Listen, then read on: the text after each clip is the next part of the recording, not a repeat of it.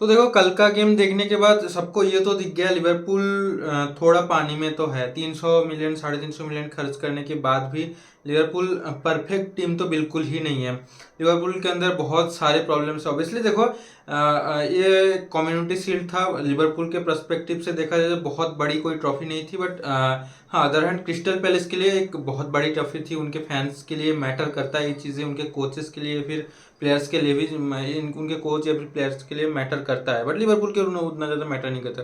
फिर भी जितनी आसानी से क्रिस्टल पैलेस ने कल लिवरपूल को तोड़ा है ना, बस खास करके काउंटर अटैक्स के बारे में हम पिछले कई दिनों से बात करें कि लिवरपूल के पास पेस नहीं है, पेस सॉरी मतलब उनके पास प्रॉपर फुलबैक्स नहीं है। फ्रिम्पोंग थोड़ा विंग बैक टाइप है, किरकेज भी उतना अच्छा ट्रैक बैक नहीं कर पाता, और डिफेंडिंग ऑन बियॉन्ड डिफेंडिंग में थोड़ा दिक्कतें है किरकेज के पास, और वैन डाइक वगैरह तो थोड़ा है ही मतलब स्लो।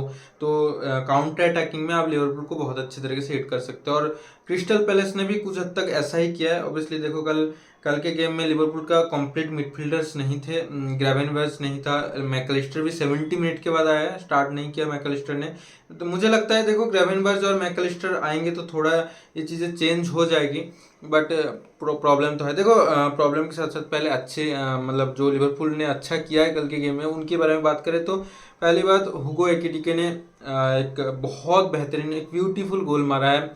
फ्लोरियानोविच ने सेटअप किया और हुगो एकिटिके का ब्यूटीफुल फिनिश, वो बढ़िया गोल था। और फ्रिम्पोंग का गोल तो मतलब स्मार्ट था, और गोलकीपर वहाँ पे थोड़ा हेंडरसन थोड़ा बेहतर कर सकता था, बट इट्स ओके। फ्रिम्पोंग का वहाँ पे उसने स्मार्टनेस दिखाया और गोल भी हुआ है। 2-0 अहेड थे, बट ऑब्वियसली लास्ट तक वैन वगैरह थोड़ा टायर्ड दिखे। सेकंड वाले गोल पे तो कंप्लीटली वैन डाइक थोड़ा आउट क्लास हो गया, वो आगे चला गया और फिर टैग बैक बिल्कुल नहीं कर पाया, और उसी साइड से गोल भी हो गया।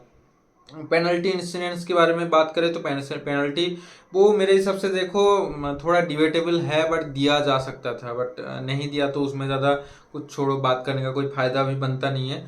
बट हाँ क्रिस्टल पैलेस ने बिल्कुल अच्छे तरीके से सेकेंड हाफ में, खास करके फर्स्ट हाफ तो चलो बहुत अच्छा फास्ट फ्लोइंग गेम चल रहा था, लिवरपूल बहुत क्लिनिकल भी थी और बढ़िया तरीके से कंट्रोल कर रही थी गेम को। बट सेकेंड हाफ पे क्रिस्टल पैलेस ने चेंजेस किया, उन्होंने काउंटर अटैक बहुत बेहतरीन तरीके से किया, और सेकंड में लास्ट में लिवरपूल थोड़ा हड़बड़ाहट में ये सब चीज़ें हो गई, 2 गोल कंसीड भी कर लिया। मोहम्मद साला के बारे में बातें होनी बनती है। ऑब्वियसली देखो साला अपने आस बेस्ट के आसपास भी नहीं था। साला ने कल बहुत न्यूट्रलाइज गेम खेला यार, मतलब जो भी हो रहा था फ्रिंगपोंग ऊपर चढ़ रहा था, फ्रिंगपोंग ही राइट साइड से majority of the attacks create कर रहा था। बीच पे से सोबोजलाई कभी कभी या फिर जोन्स बॉल स्विच कर रहा था फ्रिंगपोंग की तरफ, बट साला थोड़ा कट इन करके इनसाइड आने की कोशिश कर रहा था, बट खास ज़्यादा कुछ हो नहीं रहा था ऑनेस्टली। और गेम भी साला का बहुत ज़्यादा खराब रहा, पेनल्टी मिस किया। देखो पेनल्टी शूटआउट के बारे में मैं हेंडरसन की बिल्कुल तारीफ करना चाहूँगा। मैकलिस्टर का जो पेनल्टी था वो बहुत बेहतरीन सेव था। ऐसे पेनल्टी सेव करना बहुत मुश्किल होता है, जो कि थोड़ा ग्राउंड पे भी बिल्कुल नहीं होते और हाइट पे भी नहीं होता है, मिडिल पे रहते हैं ना, लो पे रहते हैं, थोड़ा मिडिल पे रहते हैं। ऐसे पेनल्टी सेव करना बहुत मुश्किल होता है, हेंडरसन ने बहुत अच्छी तरीके से डिलीवर किया। देखो ओवरऑल गेम ऑब्वियसली मैंने बोला लिवरपूल के पर्सपेक्टिव से बहुत ज़्यादा इंपॉर्टेंट नहीं था, बट पैलेस के हिसाब से बहुत ज़्यादा इंपॉर्टेंट था। पैलेस ने एफए कप जीत लिया, कम्युनिटी शील्ड जीत लिया। वो उन्होंने लास्ट सीजन कितने पे फिनिश किया, 10th-12th के आसपास फिनिश किया था आई गेस, मुझे याद नहीं है बिल्कुल भी। और मैनेजर भी उनका नाम भूल गया मैं करंटली। वो फ्रैंकफर्ट थे लास्ट मतलब पहले, अभी तो वो पैलेस पे आ गया। पैलेस पे आते ही उन्होंने 2 ट्रॉफीज ऑलरेडी जीत गए हैं, और it's a historical movement for crystal palace. खैर देखो अब हमारा गेम था, बार्सिलोना का गेम था अगेंस्ट कोमो। इस गेम के बारे में थोड़ा बात करेंगे। पहले तो देखो कोमो ऑब्वियसली हमें पता था कोमो उस इटालियन फुटबॉल नहीं खेलती जो Inter Milan, AC Milan, Juventus जैसी टीम्स खेलती है। थोड़ा डिफेंसिव खेलती है, majority of the Italian clubs back 3 पे जाती है, बट कोमो थोड़ा डिफरेंट खेलती है। ऑब्वियसली सिर्फ फाब्रिगास कोच है, स्पेनिश कोच है, थोड़ा उनका माइंडसेट डिफरेंट है। ला मासियन है, वो टिकी टैका वाली चीज़ें उनके दिमाग में घूमते रहते हैं। तो कल के गेम में उन्होंने कुछ इस तरीके का गेम भी खेला कोमो ने। 5-0 ऑब्वियसली हारे हैं, बट मैं कोमो से बहुत इंप्रेस हुआ यार, उनका प्रोजेक्ट बड़ा सही है। उन्होंने सेकेंड हाफ में स्पेशली, ऑब्वियसली बारसा ने बहुत ज़्यादा हार्ड ट्राई नहीं किया सेकेंड हाफ में, match already done and dusted थी, बट सेकेंड हाफ में कोमो ने बढ़िया तरीके से मिडफील्ड रन किया, जो भी जितना भी पोजीशन था, जितना भी कम पोजीशन था, जितना भी छोटे मोटे अटैक्स क्रिएट करने की कोशिश की, बट बढ़िया लगा मुझे उनका फुटबॉल। अदरवाइज हमारे प्लेयर, कुछ प्लेयर्स की बात करें तो ऑब्वियसली देखो रेशफोर्ड ने बहुत घटिया वाला मिस किया, उसको आप दिमाग से हटा दो, ठीक है। कोई यूनाइटेड वाला रेशफोर्ड नहीं है, कुछ भी नहीं है। उसकी मूवमेंट्स देखो आप, उसने जो सेटअप किया राफिनिया के लिए, जो गोल बनाया था, असिस्ट बनाया था उसने, बहुत बेहतरीन था। उसने जो रन बनाया फर्मिन के अहेड, पीछे से आके रन बना के वो उसने असिस्ट मारा, that was beautiful.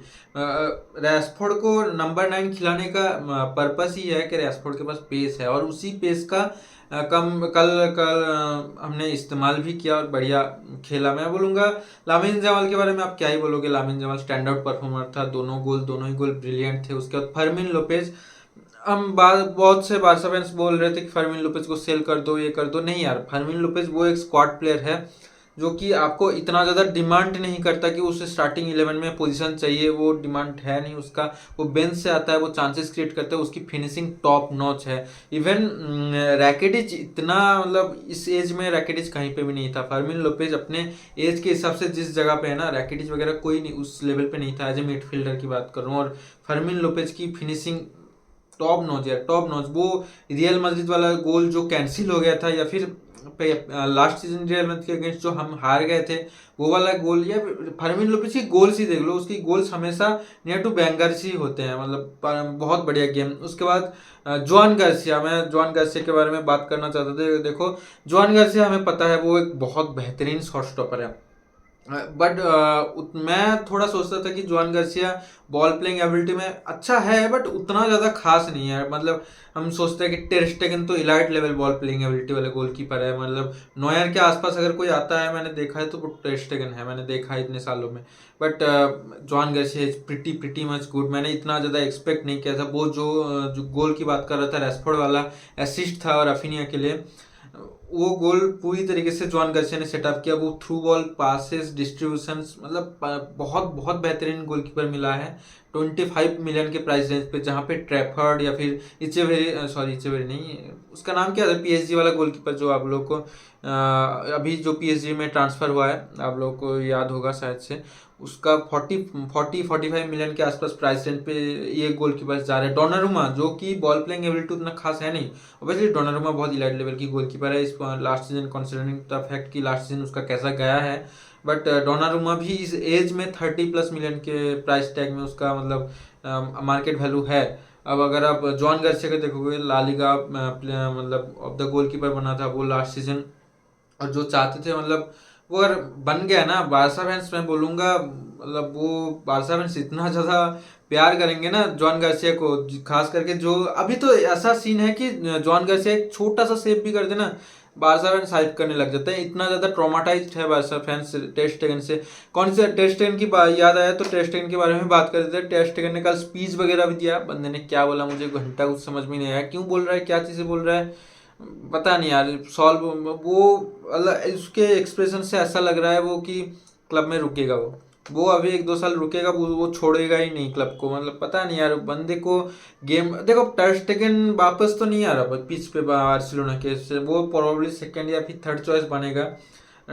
Joan Garcia का तो वो बेंच नहीं कर रहा है, एटलीस्ट मैं तो नहीं चाहता वो बेंच हो जोआन गार्सिया, और टर स्टेगन गोलकीपर रहे हमारा। एक टाइम पीरियड रहता है हर एक प्लेयर का, हर एक क्लब में वो टाइम पीरियड ओवर हो जाता है, आपको निकलना पड़ता है यार। ये चीज़ें टर स्टेगन को एक्सेप्ट करनी पड़ेगी, चाहे आप कैप्टन हो, कोई भी हो। टर स्टेगन को अभी लीव कर जाना चाहिए मेरे हिसाब से। खैर देखो, अब तो लीग्स वगैरह स्टार्ट होने वाले हैं। बारसा ने जितने भी प्री सीजन के मैचेस खेले थे, फ्रेंडली, ये भी फ्रेंडली था, 4 मैचेस में हमने बढ़िया गेम खेला। थोड़ा डिफेंसिवली प्रॉब्लम्स है ऑब्वियसली इनिगो मार्टिनेज के जाने के बाद। अगर मेरे पास अगर पैसा होता तो मैं चाहता कि बार्सिलोना एक डिफेंडर साइन कर ले, बट अभी पैसा नहीं है तो क्या ही कर सकते हो, क्लब ही गरीब है। तो अरोहो और क्रिस्टियनसन से काम चलाना पड़ेगा। पता नहीं क्यों मुझे ऐसा लग रहा है अरोहो को इस सीजन क्रिस्टियनसन से अहेड टाइम मिलेगा, जो कि दिख रहा है। कल के गेम में अरोहो ने पूरा खेला, और मुझे लगता है अरोहो को बेटर करेगा हांसी फ्लिक के अंडर। रफीनिया जैसे प्लेयर्स को हमने इतना स्काई रॉकेट होते हुए देखा है, उसका परफॉर्मेंसेस अरोहो के अंडर भी कुछ ऐसा दिख जाए तो मतलब बढ़िया रहेगा। देखो मैं आरोह को बहुत ज़्यादा रेट करता हूँ, बट जो मिस्टेक्स आरोह करता है हमेशा से गेम बाय गेम, वो उसकी ब्रेन फीड मूवमेंट्स हो जाते हैं, वो चीज़ें देख के गुस्सा आता है यार। अदरवाइज आरोह एज ए डिफेंडर उसके अंदर कोई कमी नहीं थी। 2 साल पहले बात करोगे, 3 साल पहले बात करोगे, वो one of the best centre back था पूरे यूरोप में। बट अभी वो चीज़ें कन्वर्सेशन बहुत पीछे जा चुकी है। खैर, अगर आपको ये वीडियो पसंद आया तो प्लीज़ वीडियो को लाइक कर दीजिए और चैनल को सब्सक्राइब कर दीजिए। मिलते हैं नेक्स्ट वीडियो के लिए।